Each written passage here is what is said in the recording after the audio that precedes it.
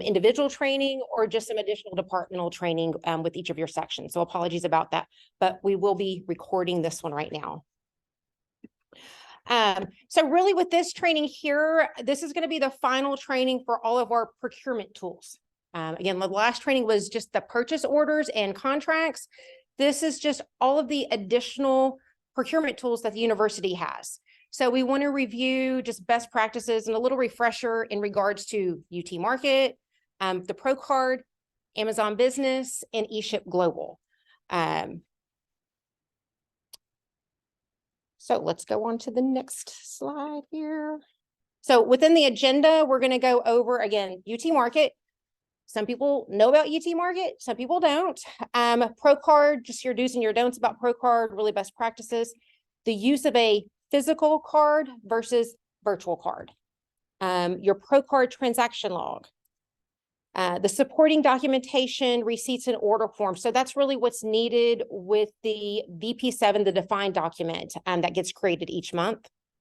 Disallowed items. And then Amazon Business. And then final eShip Global.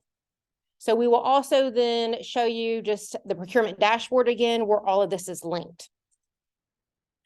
So really first, UT Market. If you cannot do a PO, a purchase order, or a contract, UT Market should be your first procurement method after that. This is accessible by all university employees. And the reason why we're wanting to go over UT Market prior to Pro Card, because the Pro Card is heavily used for a lot of the items that you can get into UT Market. And I think Pro Card is used just maybe because of delivery time.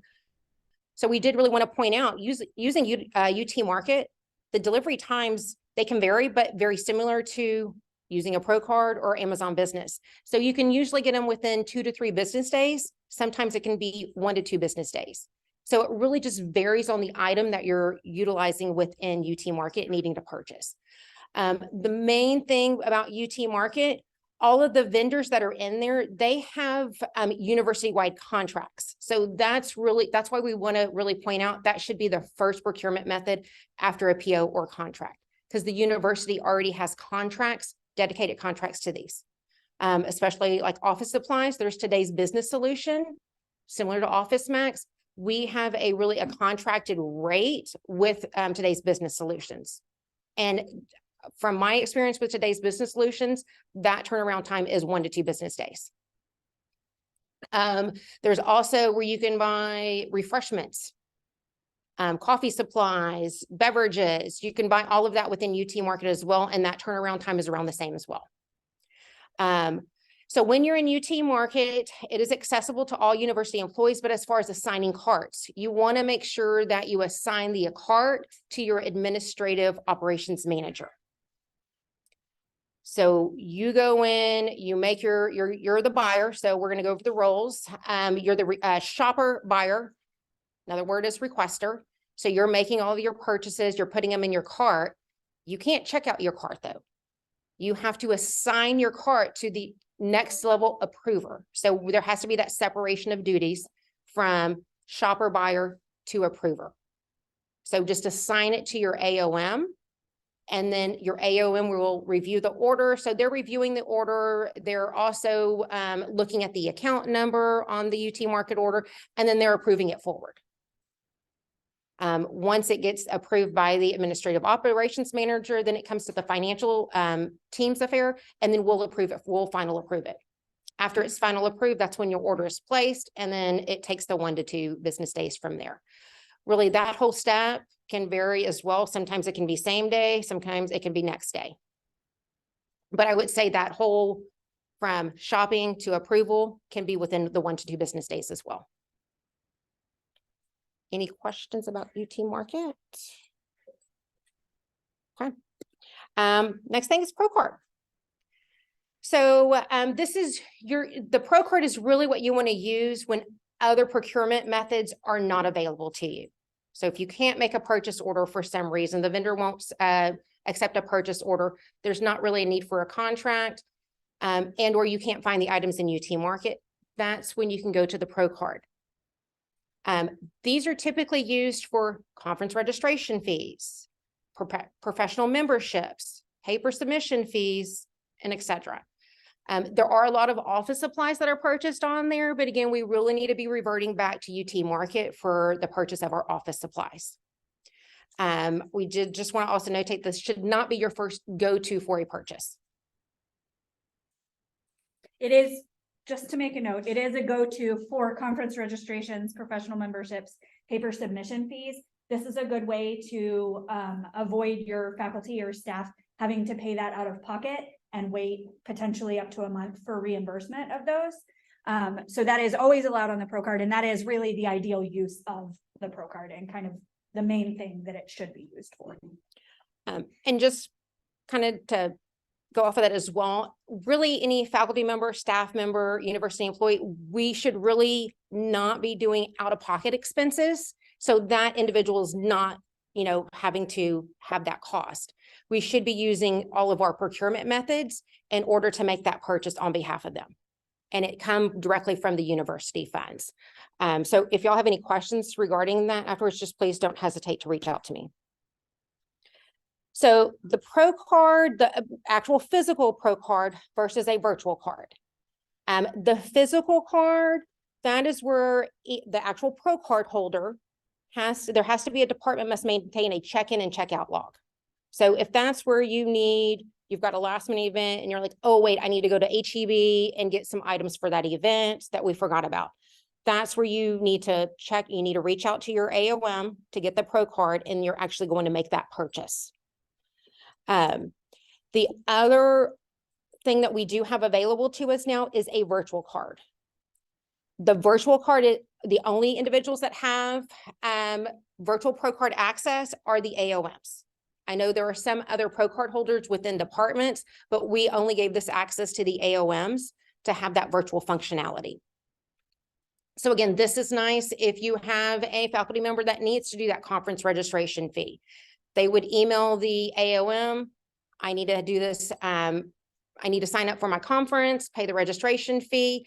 The AOM will actually put the information within the Citibank. And what it does do is minimize the need for a physical Pro Card. So you don't have to go to the AOM, oh, I need your physical Pro Card, and have all that little back and forth. But what they would do is the credit card information is then emailed to the requester. It has the set amount that you need for that conference registration fee and a timeline for use. And that timeline is, I want to say it probably varies amongst AOMs, but I would say within 2 weeks. So for you to make that purchase is a good time frame. If it's the same day, you make it the same day, great. But you will get an email, and it is just a virtual credit card. So it'll show you the front of the credit card and the back of the credit card. And then once you make the purchase, you submit those receipts to your AOM so they have that supporting documentation then. And it is only a one-time use. So if you need a virtual card for, say, a subscription, that is a yearly subscription. This would only be a one-time use. So the next year you need to renew that subscription, you would need to submit another virtual request for that subscription. Main thing is the University Pro Card should not be on file with a vendor for a subscription. The only vendor that we can do that with is Amazon Business, because the university has a contract with them. But any other vendor should not have our Pro Card information on file. I'm going to let Stacy talk about this. So once transactions are made on your Pro Card and the VP7s are issued by the Pro Card central office, those documents get created. Anybody that has a Pro Card gets an email notification that the VP7s are out. It's got their doc ID and allows them to look at the transactions associated with that month's VP7. And when you're collecting all your paperwork to turn it in to the procurement team to review and reconcile those, at the front of that packet is a Pro Card transaction log. This Pro Card transaction log is typically maintained exclusively by the cardholder, although within departments they may have staff or faculty adding information as they're using it, dependent on how they're working on it. But this page is expected to come to my team from the AOM. On this log, this is the top half of the log, you're gonna include the department information, the cardholder name. Again, that's the individual who the Pro card was issued to, not the department, not the AOM. And then the card number, you need to include the last 4 digits so that we can make sure that we're reconciling appropriately. And then a VP7 doc ID. And again, that VP7 doc ID is going to change from month to month, dependent on what VP7s have been issued. And occasionally the same card holder may have multiple VP7 documents. So you really need to submit individual logs for each individual VP7 document so that we can reconcile things in a timely manner. Down within the body of this form, there is some information here. I'm going to go from left to right. The account information, every physical Pro card is associated with a default account, and that will always be what appears on the VP7 to start. If there is a change needed to the transaction, then you can put an account number here. If you're using the default account, you don't have to fill out that account box. Also, when virtual cards are issued, at that time, you specify which account number is going to be used, which is how the VP7s are then created. So again, it can be changed at the point that we're reconciling the VP7 if there was a need. But again, that one should have the account number already associated with it. So that column is only for changes. Requester is obviously whoever is using the card to make the purchase. Again, the AOMs are typically the card holder within a department, and they're allowing other people to use them as they've reviewed and approved. Vendor name. Again, we want this to match what's on the VP7. So it is important, especially for the AOMs, when they're looking through the VP7 transactions, to look at the vendor name as it's listed in Define. Occasionally, a vendor has a different name on their invoice or receipt than they do, and we can usually identify those and figure those out. But if you happen to notice that there's a difference between that, put both vendor names there. That helps us identify and make sure we're checking. Vendor in good standing with a comptroller. What's the dollar limit on So this on one? this one, it is $500. So if there's a transaction amount that's over $500, that's when we really need to be checking to make sure that that vendor is in good standing with the comptroller. So really what that means is there's vendors that go on hold all the time with the comptroller, and the comptroller sends that listing to the university. When a vendor is on hold, we can't utilize that vendor at all. That's something that should be being checked before a transaction is made. And that is something that you can, if you have access to Define, you can search that vendor within Define. If for some reason you don't have access to Define, you can search that information within Point Plus by researching the vendor name, and it will indicate hold on there. So anytime you see hold for a vendor, you really should not utilize that vendor. If it's under 500, you don't have to worry about it. It's just 500 and above. Your amount, obviously, we want to match your receipt exactly. This can get a little bit kooky if you're using a Pro card with Amazon Business and you're ordering 20 to 25 items at a time, and they send 5 out today and they send the next 10 out tomorrow, and they send the next, they break those down. They charge your card in accordance with when they ship. So you really need to look at that. And again, make the transaction log match what shows in Define. You can provide one receipt that has all 25 details, but please add a note that specifies it's this $28 transaction, this $32 transaction, and this $100 transaction. Again, to help us reconcile it in a more timely manner.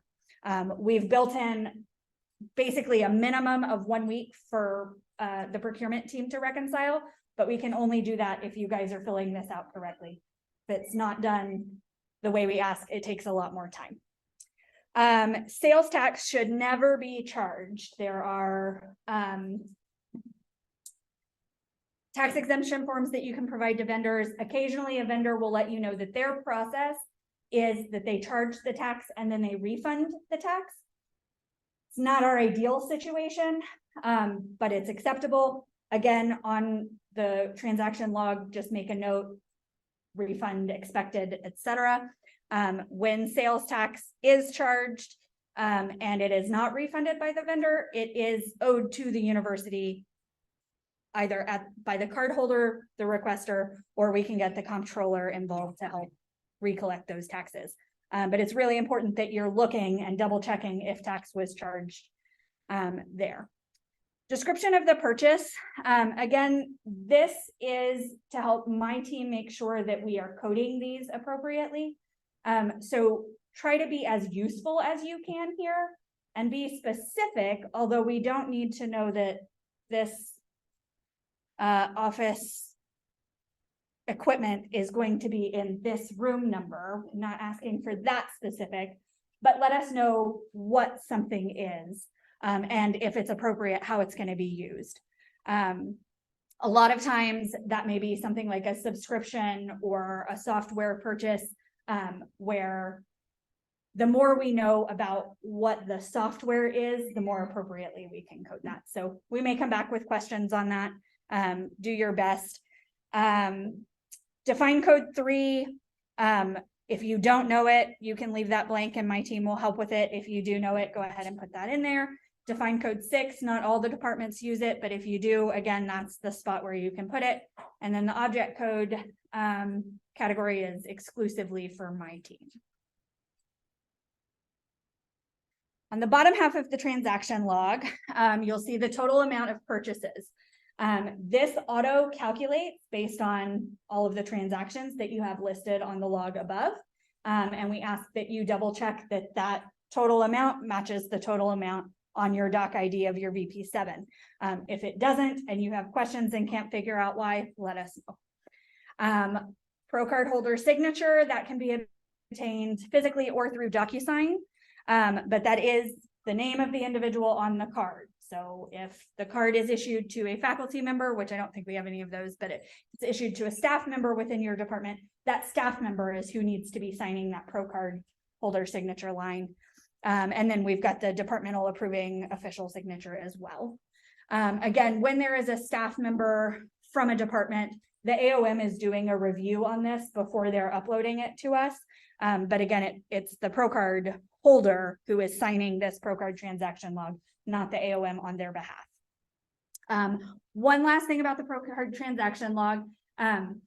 This is linked on the dashboard under the pro card section. So you can always find kind of the updated copy, but please make sure that when you're printing this off, all of the detail in your descriptions, all of your signatures, everything is actually showing on the printed form. If it's not printing correctly, reach out to us and we'll try to help you get that resolved. But the file that is linked in the dashboard has print parameters set up so that it should all print in a nice way that can then be imaged for IRS.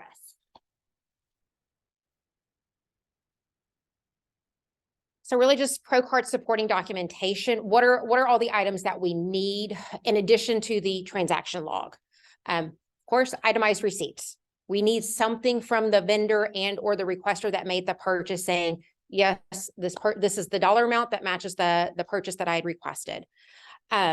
Within that, because we have all of those signatures on the actual transaction log, we don't need signatures on each receipt. So the only thing that we need on the receipts are just these, you need to specify the receive date and or if it's not yet received. So when the requester is sending over a receipt, requester before you send it to your AOM, put the date that you received it or item has not yet been received and send that to your AOM. And again, we're always checking if there's any sales tax. And just to reiterate, it is no Texas sales tax. So if there is an outside vendor from Virginia that you made a purchase with, as long as they're charging Virginia sales tax and not Texas sales tax, then it's okay. But if they are charging Texas sales tax, we have to reach out to that vendor to get them to remove that sales tax. And as Stacy reiterated, if the vendor will not credit the sales tax must be reimbursed to the university. That is within the Handbook of Business Procedures. And we do see that fairly often where vendors won't refund the sales tax. I would advise to search out another vendor. for future use. Don't use that same vendor if they're charging a sales tax and they're not going to assist us in crediting it. To note a couple of things, just to kind of reiterate, one, in regards to the sales tax, technically by university rules, the card holder is the individual who is held responsible for that reimbursement to the university, not necessarily the requester, although we'll do everything that we can to kind of help hold the requester responsible, since they are the one that is making that purchase and looking into that. Also, to reiterate about the signatures, the main goal here with letting you guys know that no signatures are needed on the individual receipts is to prevent delays of sending everything through DocuSign multiple times, but also to take out all of those extra DocuSign certification pages, because those really bog down our support files, where they are just hundreds of pages long for maybe 50 transactions, and we don't need all of that access. So if you are still having somebody sign, or if somebody does sign it, that's fine, but go ahead and take out any certification pages from DocuSign, other than the one associated with the Pro card holder and departmental approval signature. So Pro card disallowed items. There is a link within the Handbook of Business Procedures, and we have the link on the Pro card section of the dashboard as well, just regarding the disallowable purchase list. So just a few things that we put on here is really ebooks.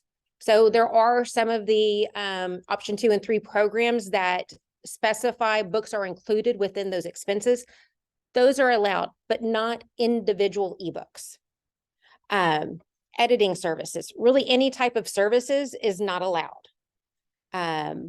Catering services, the only allowed vendors are Whole Foods and Central Market, because they're really a grocery store. But if you're trying to use the Pro card for catering services for a restaurant, restaurants are just disallowed vendors altogether, so the card would be declined. And again, just to reemphasize, office supplies, and it's more those traditional office supplies must be purchased through Today's Business Solutions on UT Market. So there are some traditional office supplies that or non-traditional office supplies that you can, but all of your pens, your paper, your Post-its, your markers, anything like that, really need to go through UT Market. And even those non-traditional office supplies are very frequently available through UT Market, and that is the preferred method of procuring those goods. But if there is something that's not available in UT Market and you need to go to the Pro card to purchase from Amazon or another vendor, then you can do so. So the disallowable purchase list is about 2 pages long. So that's why we didn't put the entire 2 pages on here. I just wanted to let y'all know where the link is for y'all to review that. It also references a few traditional office supplies. If you have a question about what that is, you can click on a link there and it'll give you a little bit more information. So Amazon Business. So within Amazon Business, any purchase must be made on the UT Amazon Business account. So it can't be made just on a personal Amazon account. It has to be made through the UT Amazon Business account. That is, again, accessible to all employees. In order for a requester, a purchaser, a buyer, your access profile will need to be set up as a buyer within the system for your respective departments. And the reason why you need to be added to that department's profile is so it will route accordingly to the administrative operation manager for approval, similar to UT Market orders. But it also provides the shared settings for a shipping address, and then it's already linked to the AOM's Pro card. So the shared settings of the shipping address and the payment method are already within there, so you don't have to indicate that stuff and notate it. You're essentially doing the same type of process as with UT Market. You're going in there shopping, you submit it forward. There are some. So if you go into UT Market and you don't see your traditional office supplies that you're needing to order, and you go to Amazon Business to order them, there are going to be some of those supplies or items on there that says that this is really a disallowable item. It's going to need further approval. So you can still put it in your cart, but those actually need to be approved by main purchasing. So they would review it. eShip Global.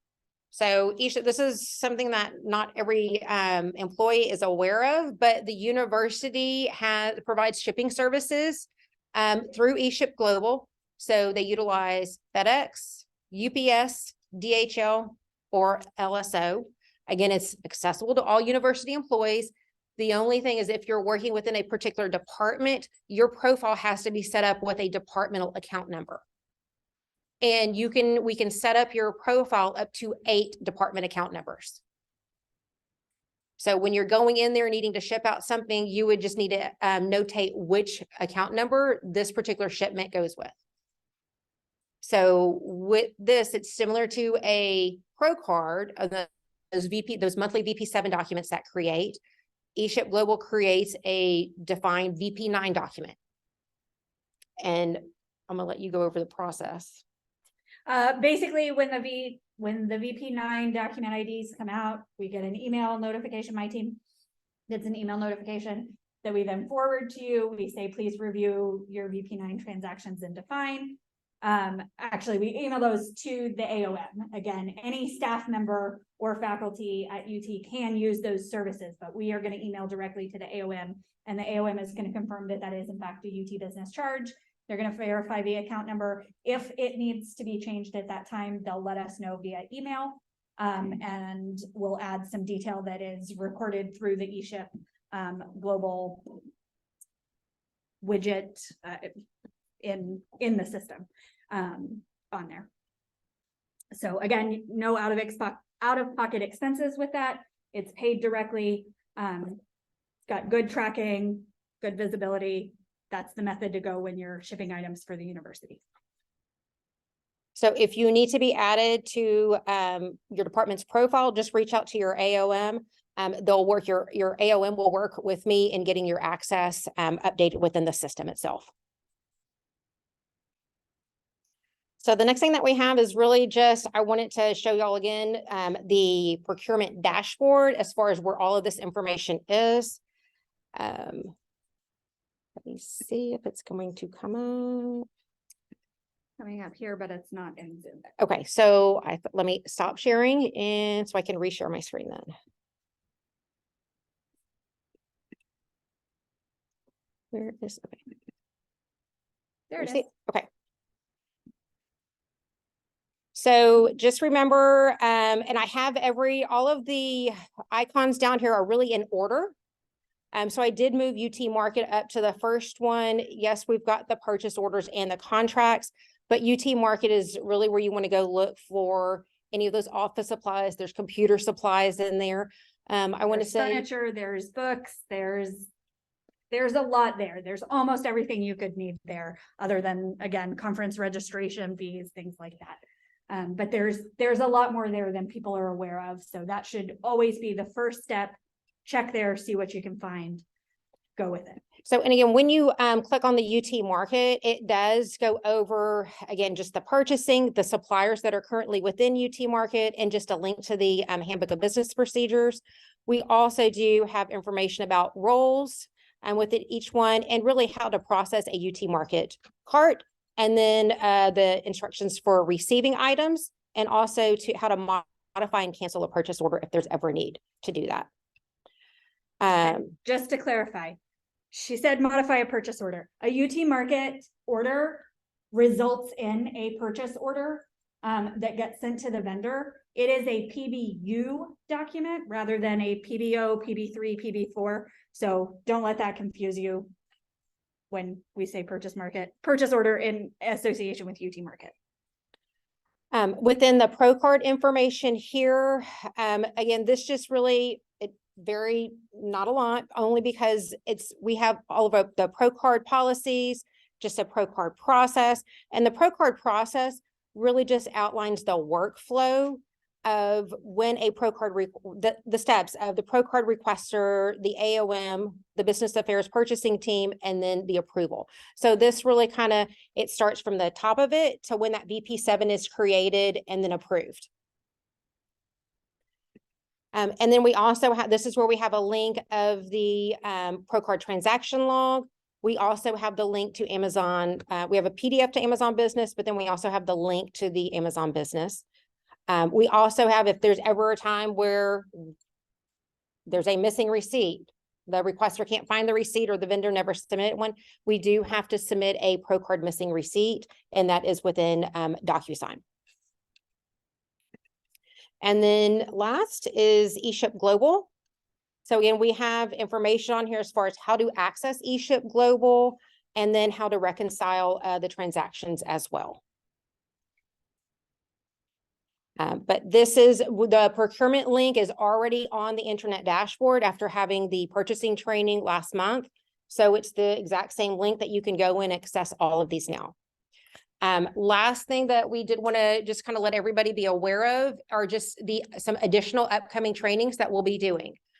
So we will be doing trainings for entertainment and OOEFs. So again, your OEF is your official occasion expense form that is required for any events that would be utilizing university funds.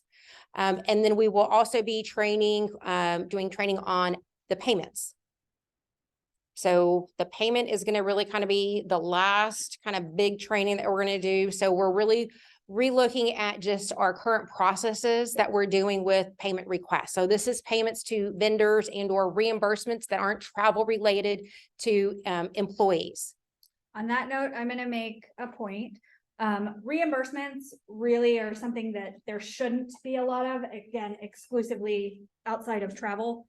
For the most part, anything that ever needs to be procured for the university or purchased by the university really should be going through one of these procurement methods: UT Market, purchase order, business contract, or Procard. There are a small handful of exceptions to that on things that are allowed to be reimbursed, which are, again, things like those conference registration fees, paper submission fees. It's not always realistic for the Procard to be used.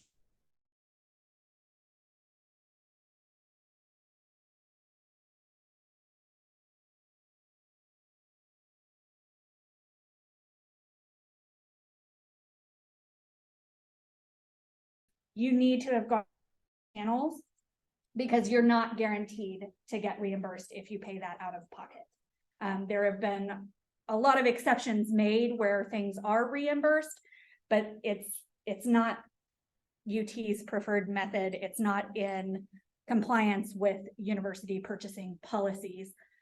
So just to reiterate, yeah, we'd really hate for someone to be, we'd really hate for somebody to pay something out of pocket. Again, it's not guaranteed that it's going to be reimbursed, and then it doesn't get reimbursed. So best practice is always to try and, again, utilize, that's why we're stressing that, utilize the university's procurement methods that we have. And if you don't know which one is appropriate for the purchase that you're making, reach out to one of us. If we don't know the answer immediately because it's a more unique situation, we will check with the right people and find out what it is. But again, purchases aren't something that can be done at the snap of a finger on a regular basis. You really need to make sure people are aware that it takes time to buy things from the university using university funds. In regards to the payment training that we're going to be doing, I would really like to get feedback from all of y'all. You know, just what is some type of efficiency that y'all would like within the current payment process? I mean, there are some things that we're already looking at and working at, but I want to make sure that we are getting that feedback from y'all that are actually doing the process. Y'all are involved in the process to make sure that we are capturing all of that when we do transition to a different system. Because with the payments, it's going to be a different system than what we're currently doing now. And it will have, it's going to just provide a lot of transparency and visibility. So providing any input from y'all's end would be very beneficial for us. After that payments, then we'd really we're going to start working on just doing refreshers from other, like the travel training that we had back in March. So we're going to then look at doing just another refresher of the travel processes in that. So in regards to collecting information about either your pain points or your suggestions related to payments, there was a survey link that was sent to you in the email invitation for this training session. at the bottom of that. If you do have feedback and you can't find that link, let us know. We can send it to you if you want to do the survey. You can also just give us your feedback directly if you have it. That's really all of the training today. Are there any questions online or in person? It's all quiet on Zoom. No questions, nothing there as of now.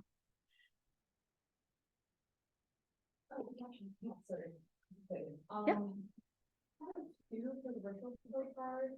One, I asked Sarah to do it for me a couple of times, but one of them I've been forgetting past is if I ask for a different amount of Sarah the house, and then the 500 reviews, is it return back to the Yeah, so the card is basically what happens is when the card is issued, it is allowed to spend up to $1,000. It doesn't take that money out of your account.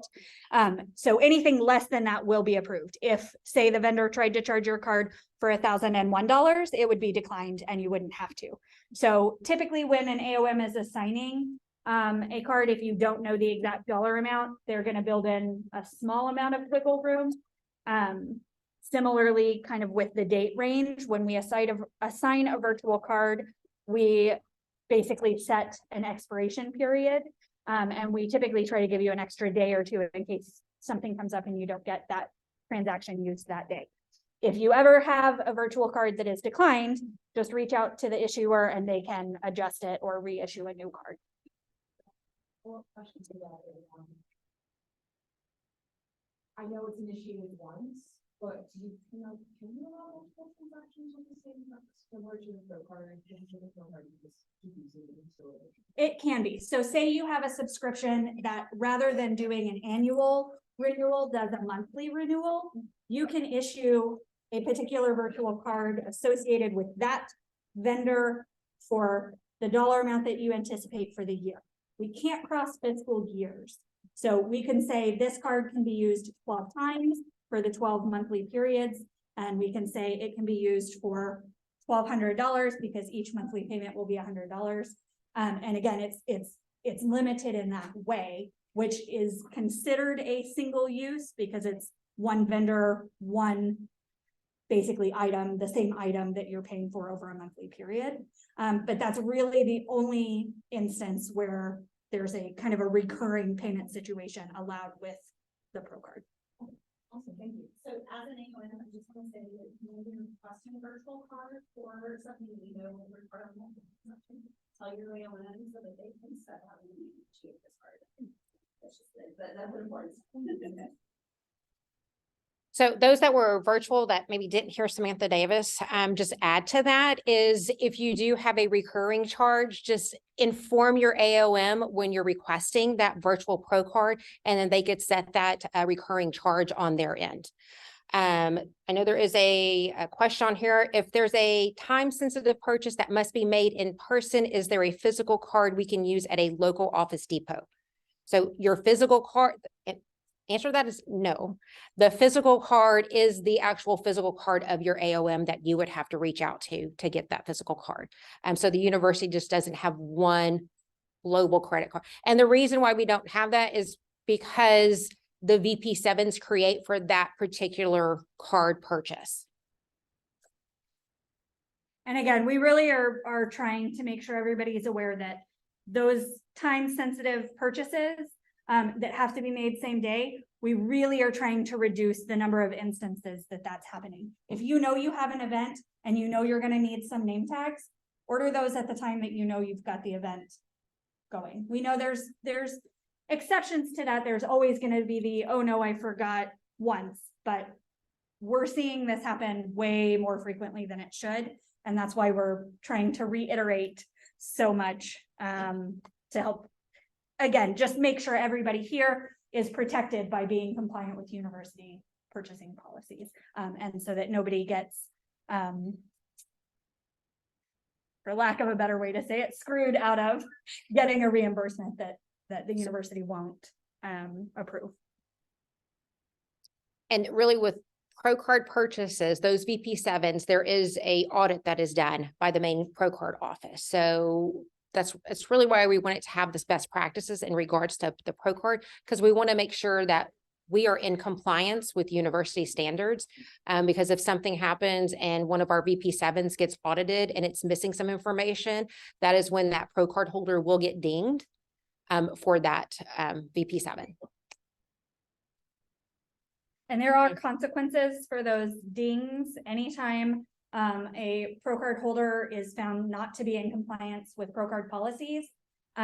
That's tracked by the central UT Pro Cards office, and it could result in any number of consequences such as losing their pro card, which is why the AOMs and anybody who has a pro card is, we're trying to make sure that you're well supported in knowing the policies, so that you're not held accountable. Depending on the situation, I think the highest problem is you could be fired from the university. Any other questions? Well, thank you all for coming in person, and thank you for those being virtual. So really, again, if you could definitely provide some feedback regarding the payments, if it would be beneficial for us to just resend out that link, we can definitely do that. We can also, I wouldn't mind even just, I might send out a little survey as far as how our trainings have been going. So if there's something that's lacking in our trainings, we would definitely want to make sure that we fix that, and we just want to make sure that we're providing as much sufficient education as far as all the university processes, and just making everybody knowledgeable on them as well. Okay. Thank y'all so much. Y'all have a great day. Thank you.